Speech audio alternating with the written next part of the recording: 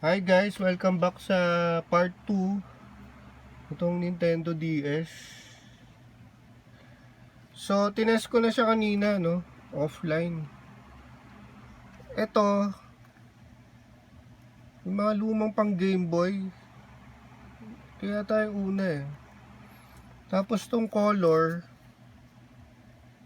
hindi siya kakasya dito sa slot 1 eh. Kasi, meron siyang yan oh. Iba yung parang iba yung port niya.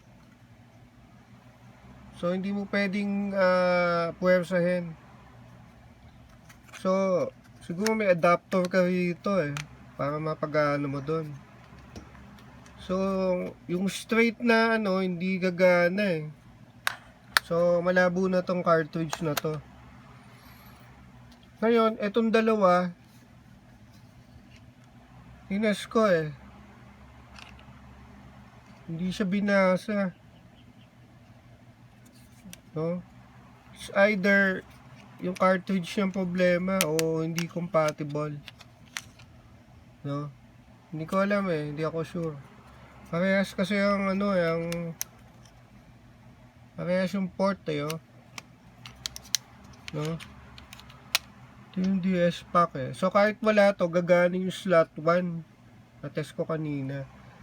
Ayan oh, parehas yung eh. Oh, parehas. So kasya, no?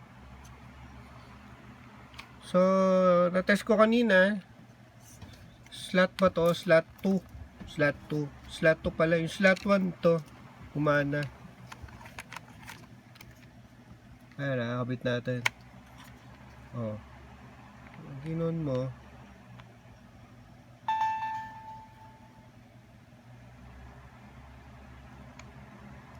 Ayan o. Start GBA game. GBA is Game Boy Advance probably yun, acronym. Oh, so, ayun, gumana siya. So, gumana yung slot 2. No?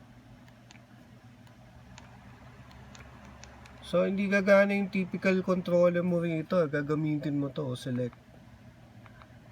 Ayan, select button. Tapos, start. Diba? O, ayan na siya. Dito, blanco eh.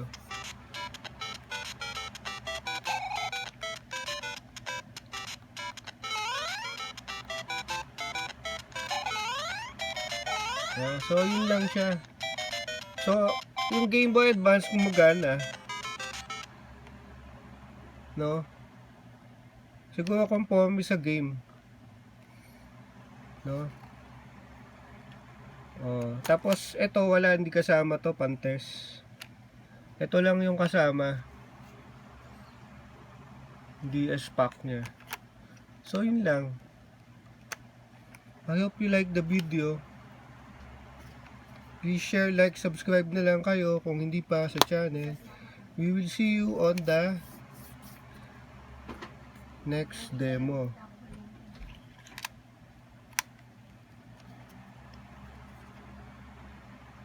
No?